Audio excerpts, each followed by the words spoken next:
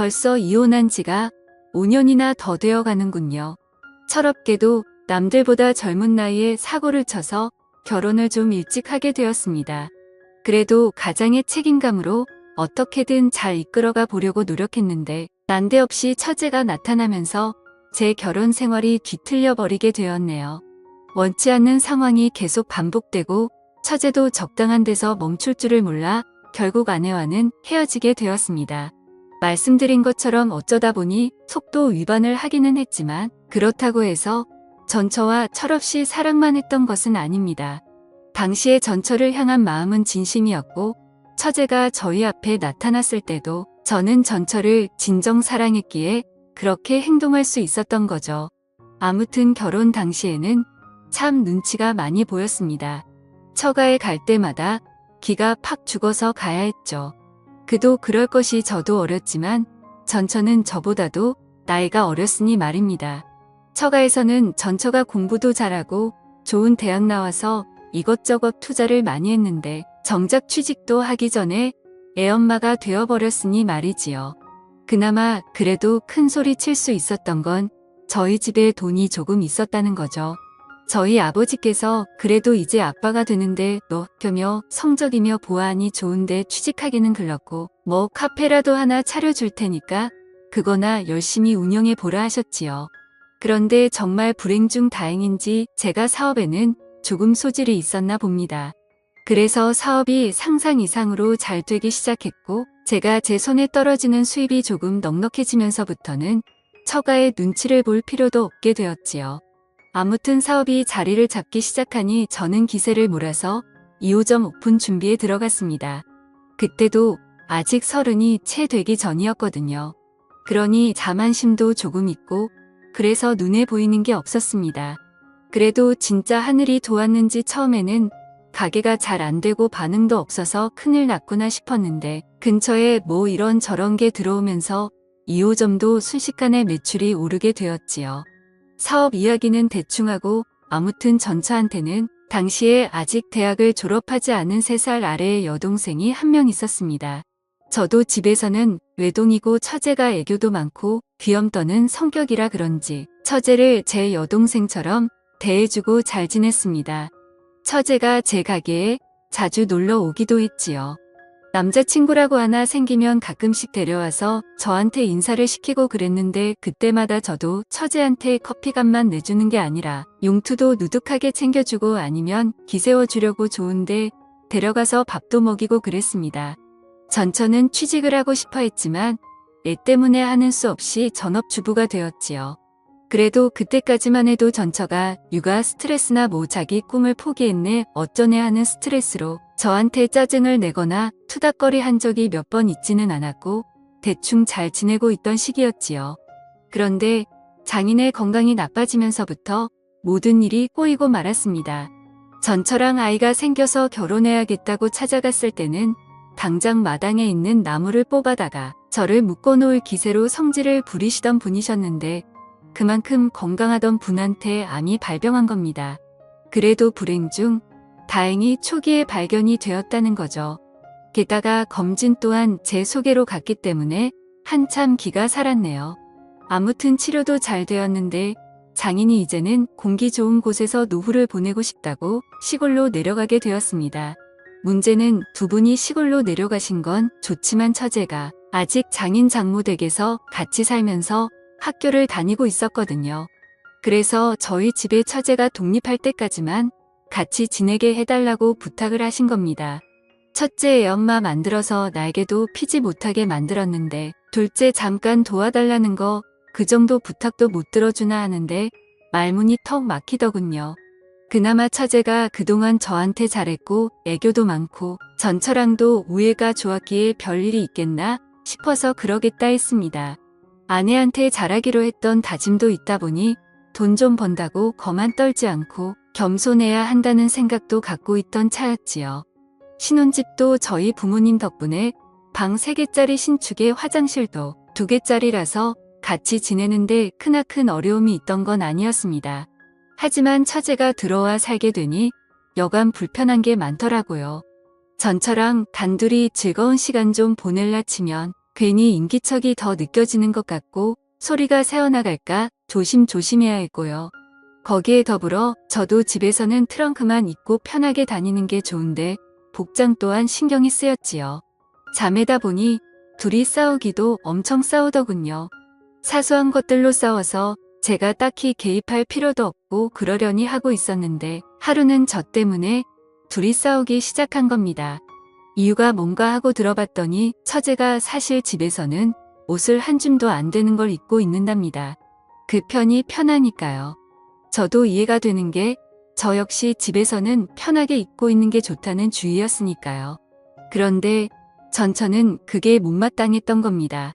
저는 사실 처제를 딱히 여자로 의식하거나 그런 것도 아니었고 오히려 외동인 저한테는 애교 많은 여동생 같은 느낌이었거든요. 하지만 전처는 그렇게 생각하지 않았던 거죠.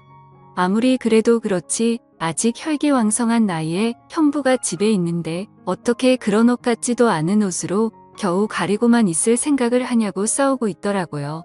저는 뭘 입은 들었더냐며 처제 편을 들어줬지요. 아내 편을 들지 않은 이유는 저 또한 집에서 트렁크 하나만 입고 자유롭게 돌아다니고 싶은 마음이 컸기 때문입니다. 그런데 아내는 제 이유도 듣지 않고서는 아주 둘 다 미쳤다면서 성질을 부리기 시작했지요. 아무튼 그날은 그렇게 하고 결국 결과는 나지 않고 그냥 넘어갔습니다. 당연히 복장도 처제나 저나 둘 다 조심할 수밖에 없었지요. 어쨌든 실질적 집에서 가장 파워가 센 사람은 아내였으니 말이지요. 그런데 전처가 그날을 기점으로 엄청 사소한 걸로 화를 내고 그러기 시작한 겁니다. 사건의 발단은 솔직히 자세히 기억이 나지 않을 정도로 별것도 아닌 일이었는데 둘이 자존심 세우다가 언성이 높아지고 싸움까지 이어지게 되었지요. 그러다 보니 저도 열이 받아서 그랬나 방문을 부서질 기세로 쾅 하고 닫고는 그 길로 핸드폰만 들고 집 밖으로 뛰쳐나가 버렸습니다. 집 근처에 있는 편의점에서 혼자 소주랑 맥주랑 섞어서 마시면서 기분을 풀고 있는데 처제한테서 전화가 한 통 오더군요. 무슨 일로 전화를 했나 받아봤더니 처제가 열받은 아내도 자기한테 아이를 맡기고 나갔다고 하는 겁니다. 집안 분위기 때문에 처제가 아이 좀 대신 케어를 해주려고 했는데 아무리 해도 울음을 그치지 않아서 전화를 한 거라고 하더군요. 아내는 전화를 안 받는다고 하고요. 아내는 아무래도 집에 안 돌아올 분위기라고 생각해서 저도 그럼 술이나 진탕 마시자 하고는 편의점에 있는 술은 전부 싹 다 사가지고 집으로 갔습니다. 애는 처제 말대로 앙앙 울고 있고 처제는 애를 들쳐 업고 당황해서 어쩔 줄 몰라 하고 있고 아무튼 애를 제가 어떻게 재우고 나서 거실로 나왔습니다. 둘 다 서로 경황이 없어서 몰랐는데 처제가 언니도 나갔고 저도 나가서 집이 비어 있다고 해서 편하게 있는다고 별것도 안 입고 선 민망하게 있더라고요. 둘 다 눈치를 채지 못했던 상황이었고 이윽고 처제가 그 상황을 눈치를 채고 후다닥 방으로 도망가듯 들어갔습니다. 괜히 제 시선이 향한 곳 때문에 더 분위기가 그래졌나 싶었는데 조금밖에 안 마시긴 했지만 술 기운도 있고 해서 그냥 술이나 더 마시다가 기분 좋게 잠이나 들자는 생각이었지요. 그래서 편의점에 사온 술에다가 간단한 데워 먹는 안주거리 꺼내서 저 혼자 나름 술상을 차리기 시작했습니다. 한참 다 차려놓으니 다시 아내가 원하던 대로 꽁꽁 싸매고 있는 처제가 나타나서는 형부 저도 옆에서 같이 마셔도 돼요? 하고 묻길래 그러라고 했지요. 어차피 혼자 다 마시기에는 조금 넉넉하게 사오기도 했으니 말입니다. 같이 술 한잔 나누고 있는데 처제가 자신의 언니지만 제 편을 들면서 욕도 해주고 제 기분을 많이 헤아려 주더라고요. 그래도 처제가 가족이라고 언니 편을 들어주는데 솔직히 반성도 많이 하고 그랬습니다. 처제랑은 한참 늦게까지 술을 마시다가 자러 갔고 그때까지는 아무 일도 없었습니다. 다음날 아침이 돼서야 아내가 들어왔지요. 처제가 제 기분도 많이 달래줬고 저도 더 자존심 부려봐야 뭐가 있겠나 싶어서 아내랑은 그날 화해하고 풀었습니다. 아무튼 처제가 그 당시에 남자친구가 새로 생겼어요. 매번 하는 것처럼 제가 일하는 가게로 데리고 와서 남자친구 소개도 시켜주고 저랑 같이 나가서 밥도 함께하고 그랬지요. 그런데 알고 봤더니 그 남자친구란 자식이 사실 처제랑은 진심으로 만나고 싶었던 게 아니고 그냥 어떻게 하루만 재밌게 보내고 싶었던 겁니다. 처제는 그런 것도 모르고 형부인 저한테 인사도 시켰고 했으니 자기랑 본격적으로 연애를 하고 싶어하는 사람이라고 믿었는지 그 자식한테 모든 걸 허락해버린 상황이었고요. 집에 와서 세상이 무너진 듯 울고 있는 처제의 모습을 보니 마음이 짠하더군요.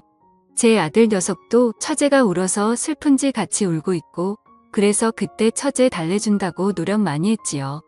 처제가 한 일주일 정도를 알아 누웠는데 제가 처제 데리고 나가서 명품 선물도 하나 해주고 한 끼에 5만 원, 10만 원 하는 밥도 사주고 했습니다. 좋은 거 받고 맛있는 거 먹고 기운 좀 차리라고 말이지요. 그런 거 다 소용없었고 저녁에 술 한 잔 같이 마셔주니 그제서야 처제가 마음을 추스르더군요. 그런데 처제가 술이 좀 들어가고 나서는 세상에 형부 같은 남자들만 있는 줄 알았다. 형부는 참 믿음직스럽다 뭐 이런 이야기를 하면서 언젠가부터 자연스럽게 제 호칭이 형부에서 오빠가 되더군요. 그날을 기점으로 처제가 조금 이상해졌습니다. 전에 집에 단둘이 있을 때 봤던 그런 옷들만 골라서 입고 아내가 안 볼 때면 식탁 밑으로 제 발을 툭툭 건드리면서 장난이라는 듯 의미심장한 미소를 보낸다든지 아래 입술을 깨물고 저를 쳐다본다든지 하면서 말이지요.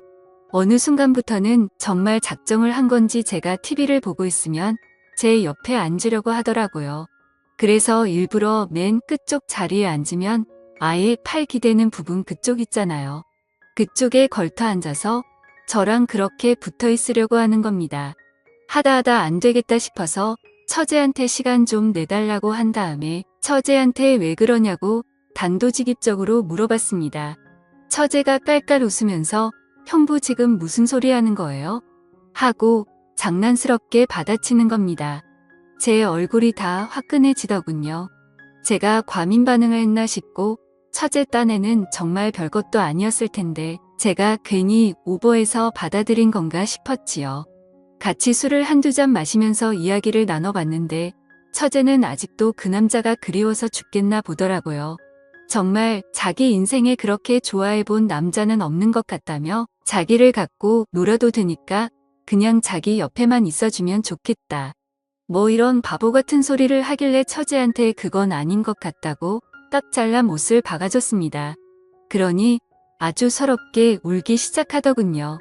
차라리 울 만큼 울게 내버려두는 게 맞겠다 싶어서 한참을 내버려뒀네요. 제 예상대로 한참을 내버려두니 처제도 지쳐버린 건지 아니면 더 이상 흐를 눈물이 없는 건지 이내 그치더군요. 처제가 조금 추스른 듯해 보이길래 술 더 마시게 해도 좋은 꼴 못 보겠다 싶어서 처제를 데리고 집으로 들어왔습니다. 아내가 처제 잘 좀 달래주고 오래 서 다녀온 건데 집에 오니 아내는 세상 모르고 자고 있더라고요. 처제한테 나도 이만 자야겠다고 말하고 방으로 들어가려는데 처제가 잠깐만 도와달랍니다. 그래서 무슨 일인가 하고 방으로 들어서던 몸을 돌려 처제 쪽으로 향했는데 처제가 냅다 저를 끌어안다군요. 머리가 너무 뜨거워서 식히고 싶다고 잠깐만 이렇게 있어달라고 부탁을 하는 겁니다.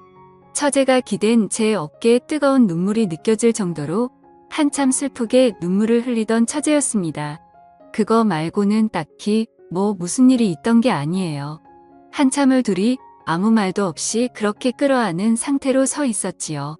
그런데 조만간 문이 벌컥 열리더니 아내가 일그러진 표정으로 내가 이럴 줄 알았다면서 처제와 제가 부둥켜 안고 있는 그 상황을 들켜버리고 만 것입니다. 하늘에 맹세코 아무 일도 없었는데 아내는 막무가내로 나오더군요. 둘이 그럴 줄 알았다면서 있는 대로 성질을 내는데 무슨 일인가 하니 일전에 제가 아내와 대판 싸우고 처제와 둘이 술 마셨던 그날 있잖아요. 그때부터 아내가 의심을 하기 시작했던 겁니다.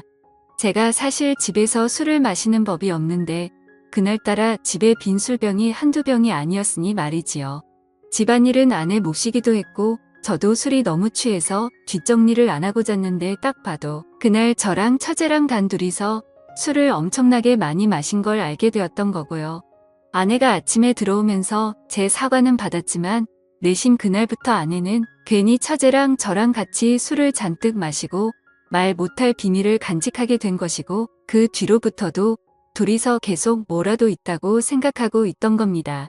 그러던 와중에 아무리 해도 사실 처제랑 저 사이에는 뭐 별게 없었으니 들킬 일이 없었던 거죠.